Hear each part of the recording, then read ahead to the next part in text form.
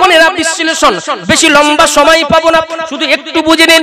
এই সময়টা আসরের সময়টা, এই সময় ফারিস্তারা আসে। আসরের সময় যখন শুরু হয়ে যায়, সারা দিন যে সমস্ত ফারিস্তারা এই সময় থাকে, এই আসরের সময় তারা পাল্টা পাল্টি হয়। সারা দিন যারা থাকে ওই সময় চলে যায় নামাজরত অবস্থায়, দেখে আল্লাহর দরবারে ফারিস্তারা হাজির হয়ে যায়। আবার যখন ফারিস্তা আসে, অন্যান্য ফারিস্তারা যারা রাতের যাদের ডিউটি, এই রাতের ডিউটি করেনি ওয়ালা ফারিস্তারা আসরের সময় আসে। সুবহানাল্লাহ বলেন। ওই সময় আল্লাহ রাব্বুল আলামিন যে ফারিস্তারা চলে যায় তাদেরকে জিজ্ঞাসা করে, এই ফারিস্তারা দুনিয়া থেকে আসলে আমার বান্দা বান্দীদের কি অবস্থায় দেখে আসলি? ওই সময় ফারিস্তারা বলে, আল্লাহ আপনার বান্দা বান্দীরা তারা সালাতে, তারা নামাজে নিমজ্জিত আছেন। আবার যখন কেবলমাত্র এই আসরের সময় ছাড়া অন্য কোন ওয়াক্তে এইরকম ভাবে ফারিস্তারা পাল্টা পাল্টি হয় না। এই সময় আসরের সময় আবার যখন নতুন ফারিস্তারা আসে, তারা যখন আবার চলে যায়, ফারিস্তাদেরকে জিজ্ঞাসা করে, তোমরা যখন দুনিয়াতে গেছিলে আমার বান্দা বান্দীদের কেমন অবস্থায় তাদেরকে পেয়েছো? ওই সময় তারাও বলে, আপনার বান্দা বান্দীরা তারা নামাজে অবস্থায় তারা দাঁড়িয়েছিল। এই সময়টা, এই আসরের সময়টা, এর মর্যাদা মর্যাদা অনেক অনেক অনেক, কিন্তু দুর্ভাগ্যের বিষয় এই আসরের সময়টা আমাদের নামাজ দেখবেন আসরের নামাজটা বেশি কাজা হয়ে যায়, কিন্তু এই সময়ের গুরুত্বটা, এই আসরের নামাজের গুরুত্ব আল্লাহর দরবারে অনেক বেশি। একবার জোরে বলুন না সুবহানাল্লাহ। বাইরে গভীর মনোযোগ। আল্লাহ রাব্বুল আলামিন আসরের সময়কে কসম খেলেন, কে বলছেন? ওয়াল আসরি ইন্নাল ইনসানা লাফি খুসর। আল্লাহু আকবার। আল্লাহ রাব্বুল আলামিন বলেন, নিশ্চয়ই সমস্ত বান্দা বান্দীরা ক্ষতিতে নিমজ্জিত। সবাই, ইনসান, সমস্ত মানুষকে লক্ষ্য করে আল্লাহ বলছেন সবাই, সকলেই ক্ষতিতে নিমজ্জিত। এবার প্রশ্ন হলো, তাহলে মুমিন বান্দা বান্দীরা আর নাফরমান বান্দা বান্দীরা, এই যে দুইটা শ্রেণীর বান্দা বান্দী, এই মুমিন বান্দা বান্দী তারাও কি ক্ষতিগ্রস্ত? যারা নামাজ আদায় করে তারাও কি ক্ষতিগ্রস্ত? ভাইরা মুমিন বান্দা বান্দীদের ক্ষতি আর নাফরমান বান্দা বান্দীদের ক্ষতি, এই দুইটা ক্ষতি সমান নয়। এই দুইটা ক্ষতি কিন্তু সমান নয়। এরপরে আল্লাহ আবার ক্লিয়ার করছে, তবে আপনাদের একটু বোঝানোর জন্য একটুখানি বলি যে কেমন সবাই ধ্বংসে, কেমন সবাই ক্ষতিগ্রস্ত। ধরেন আপনি ব্যবসা করেন, কলকাতা থেকে আপনার পুঁজি হলো 1 লক্ষ টাকা, আপনি রেগুলার কলকাতা থেকে আপনি চালান করেন ওই 1 লক্ষ টাকার মাল সামগ্রিক নিয়ে আসেন, তো 3 দিন কোন কারণবশত আপনার ব্যবসা বন্ধ রাখার কারণে 3 দিন ব্যবসা করতে পারেন না, তাহলে 3 দিন প্রতিদিন ইনকাম হয় আপনার 2000 টাকা করে। ওই 1 লক্ষ টাকার মাল খাটিয়ে প্রতিদিন ইনকাম হয় কয় হাজার টাকা? 2000 টাকা। এই 2000 টাকা 3 দিন আপনি ব্যবসা করতে পারেননি, তো 3 দিনে লস হলো কয় হাজার? গুড, 6000। আর আরো একজন ব্যক্তি, তারও একই 1 লক্ষ টাকার পুঁজি, সেও ব্যবসা করে, সে মাল আনতে যে ধরে নেন এই যে পচা খাল আছে, তো খালে কোনো কারণবশত উল্টে গেল, তাহলে তার ক্ষতি আর এই ক্ষতি দুটো কি সমান? এর তো লাভ তো দূরে যায়, আসলটাই তো নাই। ভাইরা মুমিন বান্দা বান্দীরা যত সময় আল্লাহর ইবাদত করতে থাকে, ওই মুমিন বান্দা বান্দীরা যত সময় তারা আল্লাহর ইবাদত বান্দেগী করে, আল্লাহ রাব্বুল আলামিনের দরবারে যত সময় ইবাদত বান্দেগী করে আর যত সময় করতে পারে না, যত সময় করতে পারে তত সময় তারা ক্ষতিগ্রস্ত নয়, আর যত সময় তারা ইবাদতে মগ্ন থাকে না তত সময় তারা ক্ষতিগ্রস্ত। তার মানে তত সময় তারা আল্লাহর ইবাদতে মগ্ন নয়। আর নাফরমান বান্দা বান্দীরা তারা ক্ষতিগ্রস্ত, তাদের তো ঈমান নাই, নামাজও নাই, রোজাও নাই, হারাম নাই, হালাল নাই, কিছুই নাই, টোটালটাই লস। আল্লাহ রাব্বুল আলামিন বলছে তাই কারণ আল্লাহ রাব্বুল আলামিন 4টি কারণ জানিয়েছেন এই সূরার ভিতরে। আল্লাহ পরিষ্কার করে জানিয়ে দিলেন, ওয়াল আসরি ইন্নাল ইনসানা লাফি খুসর ইল্লাল্লাযীনা আমানু ওয়া আমিলুস সালিহাতি ওয়া তাওয়াসাউ বিল হক ওয়া তাওয়াসাউ বিস সাবর। আল্লাহু আকবার বলেন। ইল্লাল্লাযিনা, তারাই ব্যতীত কারা? ইল্লাল্লাযিনা আমানু, যারা ঈমান এনেছে, ওয়া আমিলুস সালিহাত, যারা নেক আমল করেছে, সৎ কাজ করেছে, তারা ব্যতীত। সুবহানাল্লাহ বলবেন না? এইবারে কেমন নেক? এই প্রথম শর্ত হলো ঈমান যারা এনেছে, তারপরে কি? নেক কাজ, সৎ কাজ করেছে, তারপরে ওয়াতাওয়াসাউ বিল হক, এবং যারা হকের কথা, একে অপরের হকের কথা বলেছেন, হক সম্পর্কে জানিয়েছেন, ওয়াতাওয়াসাউ বিস সাবর, এবং একে অপরের ধৈর্যের, পরস্পরকে ধৈর্যের উপদেশ দিয়েছে। তাহলে মোট কয়টি? যদি বলেন কয়টি?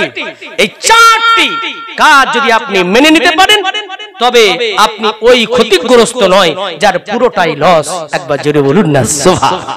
এবার সার সংক্ষেপ, আপনি কোনটা হক কোনটা না হক আপনি বুঝবেন কিভাবে? প্রশ্ন আছে না? কিভাবে বুঝবেন? তার জন্য তো এরকম মাদ্রাসার দরকার, তার জন্য মাদ্রাসায় তো পড়ার দরকার। কিন্তু আমরা তো পড়তে পারি, আমরা তো পড়তে পারি। তাহলে কি করব? আমাদের সন্তানগুলোকে আমরা এই রকম মাদ্রাসায় দেব, এখান থেকে আমরা জানতে পারবো। বিশ্বাস করুন, এই ইন্টারন্যাশনাল মডেল আন-নূর তাজবিদুল কোরআন মাদ্রাসা আমি তো প্রতি বছর শুরু থেকে আছি, দেখছেন তো নাকি আপনারা? তবে বিশ্বাস করুন, আমার খুব প্রাণের, আমার কাছের এই ডক্টর কারি মাওলানা জাবিদ আলী সাহেব আগেই বলেছি, এই মাদ্রাসা, এই আন-নূর তাজবিদুল কোরআন মাদ্রাসা আল কোরআন ফাউন্ডেশন দ্বারা পরিচালিত। এই আল কোরআন ফাউন্ডেশন অনেক আগে প্রতিষ্ঠিত হয়েছিল। প্রত্যেকটা গ্রামে গ্রামে, পাড়ায় পাড়ায় জায়গা করে সেখানে কোরআনটা পৌঁছানোর চেষ্টা করেছিল। আমি বলেছিলাম না, এইভাবে চলতে পারে না। একটা ফাউন্ডেশন সীমাবদ্ধতার ভিতরে থাকা উচিত নয়, এটাকে একটা প্রতিষ্ঠানে রূপ দিতে হবে। আলহামদুলিল্লাহ, তানার দ্বারা আল্লাহ যাকে ভালোবাসেন তানার দ্বারাই ভালো কাজ করান। তাই আজকে ডক্টর কারি মাওলানা জাবেদ আলী সাহেব এই রকম ইন্টারন্যাশনাল মডেল এই আন-নূর তাজবিদুল কোরআন মাদ্রাসা, এখানে আমার সন্তান পড়ে। এই আমার পাশে বসা আমার হাফেজ সাহেব, বিশ্বাস করুন, কোরআন শুনলে আমার জান ঠান্ডা হয়ে যায়। আমার এলাকায় বাড়ি, একদম পাশেই বাড়ি, তো তানার সন্তানটা এখানে পড়ছে। এবছর সে পাগড়ি দেবে। তার তেলাওয়াত আপনারা শুনেছেন কি জানি না, তার তেলাওয়াত যদি শোনেন আপনাদের দিলটা ঠান্ডা হয়ে যাবে। বিশ্বাস করুন, শুধু তাই নয়, এখান থেকে ইন্টারন্যাশনাল ভাবে তাদের প্রশিক্ষণ দেওয়া হয়, সারা বিশ্বে এরা ছড়িয়ে পড়বে। যদি বলেন না ইনশাআল্লাহ। তাহলে এই প্রতিষ্ঠান আপনারা সকলে ভালোবাসবেন তো ইনশাআল্লাহ? ভালোবাসবেন না? খেয়াল রাখবেন, আমি দান চাইছি না, মনে করে হুজুর টাকা চাবে না, আমি টাকা চাইছি না। শুধু একটু খেয়াল রাখবেন এই মাদ্রাসার দিকে। তিল তিল করে, কত সুন্দর করে রক্তকে পানি করে চলেছেন ডক্টর কারি মাওলানা জাবিদ আলী সাহেব।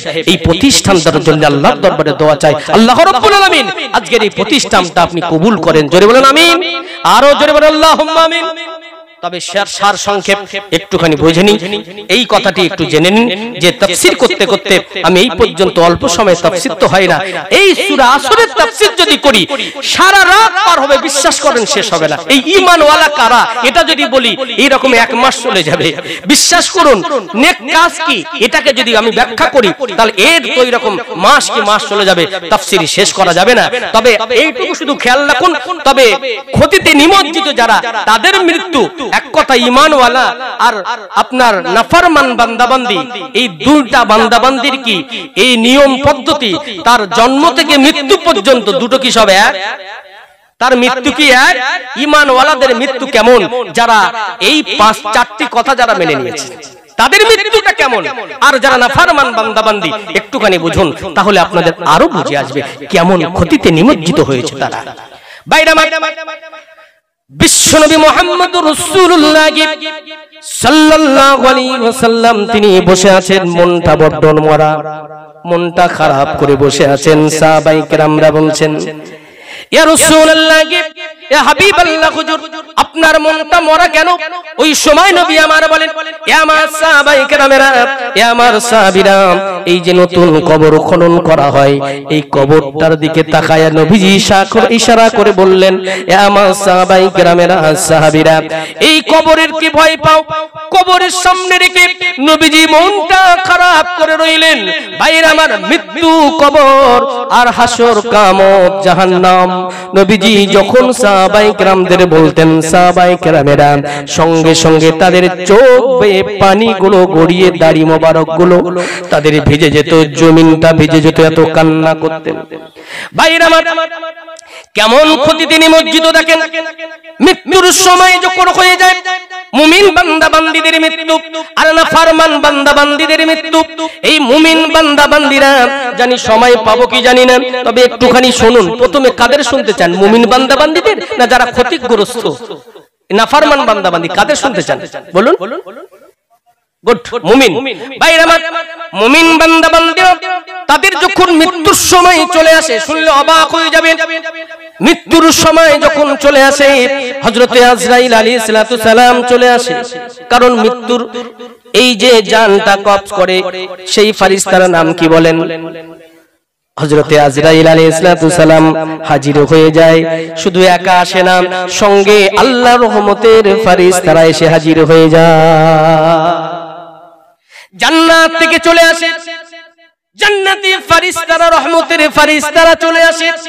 জান্নাত থেকে সাদা রঙের কাপড়, সাদা রঙের কাপড়, সুগন্ধি মাখানো কাপড় নিয়ে ওই মৃত্যু ব্যক্তিটার কাছে চলে আসে, যার মৃত্যু হবে এখনি। হযরতে আজরাইল আলাইহিস সালাতু সালাম ওই সময় চলে আসেন। ওই যে ব্যক্তিটার মৃত্যু এখনি হবে, যখন হাজির হয়ে যায়, সুন্দর চেহারা বিশিষ্ট হযরতে আজরাইল আলাইহিস সালাতু সালাম, সুন্দর চেহারা, শুভ্র চেহারা, সুন্দর নুরানি চেহারা নিয়ে হাজির হয়ে যায়। ওই মৃত্যু ব্যক্তির মাথার কাছে এসে হাজির হয়ে যায়। মুমিন বান্দা বান্দীরা তাদের মৃত্যুর যন্ত্রণা বেশি কষ্ট হয় না। মৃত্যুর যন্ত্রণা কেমন মুমিন বান্দা বান্দীদের হবে জানেন নাকি? মৃত্যুটা কেমন হয় জানেন নাকি? মৃত্যু, মুমিন বান্দা বান্দীদের মৃত্যু, বিশ্বনবী মুহাম্মদুর রাসূলুল্লাহ সাল্লাল্লাহু আলাইহি সাল্লাম বলেন, পানির পাত্র থেকে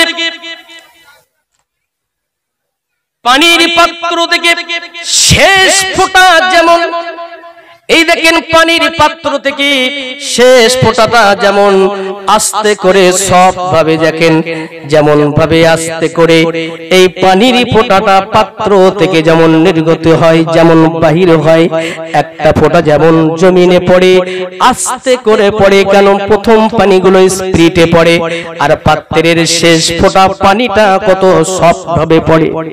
ভাইরা আমার, নবীজি আমার জানান, মুমিন বান্দা বান্দীদের মৃত্যু এরকম, পাত্রের শেষ ফোঁটা যেমন আস্তে করে পড়তে থাকে, এই রকম ভাবে মুমিন বান্দা বান্দীদের দেহ থেকে রূহটা কবজ করা হয় আস্তে করে। মুমিন বান্দা বান্দীরা তারা মৃত্যুর সময় মনে হবে শিশু বাচ্চা যেমন দুগ্ধ খেতে খেতে ঘুমিয়ে যায়, বুঝতে পারে না, মুমিন বান্দা বান্দীরা ওই রকম ভাবে আরামের ঘুম ঘুমিয়ে যায়। ভাইরা আমার, রূহটা যখন বার করা হয়, ওই সময় রহমতের ফেরেশতারা ওই জান্নাত থেকে নিয়ে আসা ওই কাপড়টা, সাদা রঙের কাপড় আর সুগন্ধি মাখানো কাপড়টা নিয়ে ওই সময় আজরাইল আলাইহিস সালামকে বলে, ইয়া কি আজরাইল, আমাদের কাছে রূহটা দেন, পবিত্র আত্মাটা নিতে চায়। ওই সময় রহমতের ফেরেশতারা ওই পাত্রের ভিতরে, ওই কাপড়ের ভিতরে যখন ওই মুমিন বান্দা বান্দীদের আত্মাটা, রূহটা নিয়ে সুন্দরভাবে কাপড়টা জড়িয়ে সুগন্ধি মাখানো কাপড়টা আস্তে করে নিয়ে চলে যায়, আপনার আসমানে, প্রথম আসমানে হাজির হয়ে যায়। প্রথম আসমানের ফেরেশতারা সালাম দিয়ে বলে, তোমরা কারা? বলে, আমরা রহমতের ফেরেশতা। কি আছে তোমাদের কাছে? এত সুন্দর সুগন্ধি ছড়াতে থাকে, तमाम পৃথিবীটা সুগন্ধি মুখরিত হয়ে যায়। এই মুমিন বান্দা বান্দীরা এদের রূহটা, আত্মাটা এমন সুগন্ধি ছড়ায়, तमाम সপ্তম আসমান জমিন পর্যন্ত সমস্ত জায়গাতে এই মুমিন বান্দা বান্দির আত্মার রূহের সুগন্ধিটা ছড়াতে থাকে। ওই সময় ফেরেশতারা বলে, অমুক ব্যক্তি, অমুক স্ত্রী, অমুকের স্বামী, অমুকের সন্তান ইন্তেকাল করেছে, তার পবিত্র আত্মাটা নিয়ে যায়। ভাইরা আমার, প্রথম আসমান থেকে ইস্তেকবাল দিতে দিতে দ্বিতীয় আসমানে চলে যায়, দ্বিতীয় আসমান থেকে তৃতীয়, তৃতীয় থেকে চতুর্থ, চতুর্থ থেকে পঞ্চম, পঞ্চম থেকে ষষ্ঠম, এইভাবে সপ্তম আসমান ভেদ করে একটা জায়গায়, সেটা হলো ইল্লিন। এই মুমিন বান্দা বান্দীদের রূহ নিয়ে যাওয়া হয়, ওই ইল্লিনে রেখে দেওয়া হয়। ভাইরা আমার, শুধু তাই না, ওই মুমিন বান্দা বান্দীকে যখন কবরের দিকে নিয়ে যাওয়া হয়, যখন তাদের কবরে নিয়ে যেতে দেরি হয়, তাদের গোসল করাতে দেরি হয়, কাফন পরাতে দেরি হয়, তাদের যখন কি জানাজা পড়াতে দেরি হয়, ওই মুমিন বান্দা বান্দীটা, মৃত ব্যক্তিটা বলতে থাকে, কেন দেরি করো, কেন দেরি করো, কাদ্দিমুন, নিয়ে চলো, কেন দেরি করো, আমাকে দেরি করো কেন, গোসলটা করাইয়া দাও। মুমিন বান্দা বান্দি দেরি করে না, দেরি করতে চায় না, তাড়াতাড়ি গোসল করিয়ে দাও, তাড়াতাড়ি কাফন পরিয়ে দাও, জানাজা সম্পন্ন করো, কবরে তোমরা আমাকে দিয়ে দাও। তোমরা যে কবরটা দেখতে পাও, ওই মাটির নিচে কবর, ওটা কবর নয়, আমি দেখতে পাই ওটা জান্নাত থেকে সুড়ঙ্গ বানানো, জান্নাতের হাওয়া প্রবাহিত হয়, ওটা দেখতে পাই জান্নাতেরই একটা টুকরা। আমরা মনে করি কবরে দিয়ে আসবো, কিভাবে সেখানে থাকবো, আমাদের কোনো চিন্তা নাই, কোনো চিন্তা করার কারণ নাই, ভয় পাওয়ার কারণ নাই। আল্লাহ তাখাফু, তোমাদের চিন্তা নাই, ওয়ালা তাহজানু, না তোমাদের দুশ্চিন্তা করার কারণ নাই। আর ওই সময় কানে কানে মৃত্যুর সময় ফেরেশতারা বলতে থাকে, না না না, ওয়াবশিরু বিল জান্নাহ, তোমাদের জন্যই অপেক্ষা করেছে আল্লাহর দয়ার জান্নাত। ভাইরা আমার, শুধু তাই নয়, যখন কবরে তাদেরকে দেওয়া হলো, কবরে যখনই শায়িত করা হোক না কেন, ওই সময় তাদের যখন তাদের আবার ওই ইল্লিন থেকে রূহটা নিয়ে তাদের দেহে ফিরিয়ে দেওয়া হয়, তারা কবরে উঠে বসতে থাকে, আর বসে বলে, আমাকে একটু ওজুর পানি দাও। এই বুঝি আসরের সময় শেষ হয়ে গেল, আসরের সময় পার হয়ে গেলে নামাজ তো কাজা হয়ে যাবে। ওই সময় ফেরেশতারা মুস্কি মুস্কি হাসে, বলে, না তোমাকে আর ওযু করা লাগবে না, নামাজ পড়ার প্রয়োজন নাই, তোমার আত্মীয় স্বজনেরা তোমাকে গোসল করাইয়া পাঠাইয়া দিয়েছে, এখন তুমি কবরে আছো, তুমি দুনিয়ায় নাই। ভাইরা আমার, শুধু তাই নয়, ওই মুমিন বান্দা বান্দীরা, তাদেরকে প্রশ্ন করা হবে তিনটা, সব আমরা জানি, সময় সংক্ষেপ, শুধু একটু বুঝে নেন। তিনবার প্রশ্ন, তিনটা প্রশ্ন করা হবে, তারপরে আবারও একটা প্রশ্ন করা হবে, ভেরি ভেরি ইম্পর্টেন্ট, এটা সকলের জন্য নয়, ওই মুমিন বান্দা বান্দীদের একটা এক্সট্রা সওয়ালের জবাব দিতে হবে। প্রথমে তো আমরা জানি তোমার রব কে, যদি বলেন কে, তোমার দিন কি, তোমার নবীর নাম, বা হাজারো জুলুম দেখানো হবে, এটাকে নবী মুহাম্মদুর রাসূলুল্লাহ সাল্লাল্লাহু আলাইহি সাল্লাম, যখন এই তিনটা প্রশ্নের জবাব দেওয়া হবে, তারপরে মুমিন বান্দাকে বান্দিকে আর একটা প্রশ্ন করা হবে, জানেন নাকি, শুনেছেন কোনদিন? শুনে নেন। 4 নাম্বার প্রশ্ন বলবে, তুমি এই যে তিনটা প্রশ্নের জবাব দিলে, এটা জানলে কোথা থেকে, শিখলে কোথা থেকে? যখন যারা মাদ্রাসায় পড়বে তারা বলবে, আমরা মাদ্রাসা থেকে, কোরআন ও হাদিস থেকে শিখেছি। আর যারা সাধারণ মানুষ, ঈমানওয়ালা, তারা বলবে, এটা আলেমদের মুখ থেকে শুনেছি, কোরআনে নাকি আছে, এটা আমরা শুনেছি, হুজুরদের কাছ থেকে শুনেছি, জোরে বলুন না সুবহানাল্লাহ। ভাইরা, ওই মুমিন বান্দা বান্দীরা যখন 4টা প্রশ্নের জবাব দেওয়া হবে, যখন প্রশ্নের জবাব দেওয়া হবে, সঙ্গে সঙ্গে আবার রহমতের ফেরেশতারা চলে আসবে, তাদেরকে তাদের ওই যে কাফনের কাপড় খুলে দিয়ে তাদের উপরে জান্নাতের পোশাকটা তাদেরকে পরাইয়া দেওয়া হবে। শুধু তাই নয়, ওই কবরে আমরা মনে করি মাটির উপরে, কাদার উপরে থাকে, না না, তাদেরকে ওই জায়গায় জান্নাতের বিছানা তাদেরকে বিছায়া দেওয়া হয়, আর জান্নাত থেকে সুড়ঙ্গ বানানো থাকে, আর জান্নাত থেকে সুড়ঙ্গ বানাইয়া আল্লাহ রাব্বুল আলামিন জান্নাতের হাওয়া প্রবাহিত করতে থাকে। শুধু তাই নয়, ওই জান্নাতের ভিতর থেকে জান্নাতের হাওয়া প্রবাহিত করতে থাকে। আর কবরটা কেমন বড় হবে জানেন? ওই 3.5 হাত কবর আর থাকে না, তার নজর যত দূর পর্যন্ত যাবে, তার নজর যত দূর পর্যন্ত যাবে, ওই মুমিন বান্দা বান্দি নজর যত দূর যাবে, তত দূর পর্যন্ত এই কবরটাকে প্রশস্ত করে দেওয়া হবে। আর একটু জোরে বলা যাবে না, আর একটু জোরে হয় না, আন্নু তাজবিদুল কোরআন মাদ্রাসা, আল কোরআন ফাউন্ডেশন, আর এই দেখবে। বিদায় নিলাম, সময় নেই, 20 পর্যন্ত থাকবো বলেছিলাম, 3 মিনিট ওভার। যেহেতু আমাকে এখান থেকে অনেক দূর যেতে হবে, সেটাও বড় প্রতিষ্ঠান মাদ্রাসার জলসা, সেখানে আখিরি মোনাজাত করতে হবে, অনেক দূর, নিরামিষা মাদ্রাসা। অতএব তাই বিদায় নিলাম, এক্ষুনি তো নামাজ হবে। আর মুমিন বান্দাবান্দিটা তবু শেষ করতে পারলাম না, এখন নাফারমান বান্দাবান্দিদের তাদের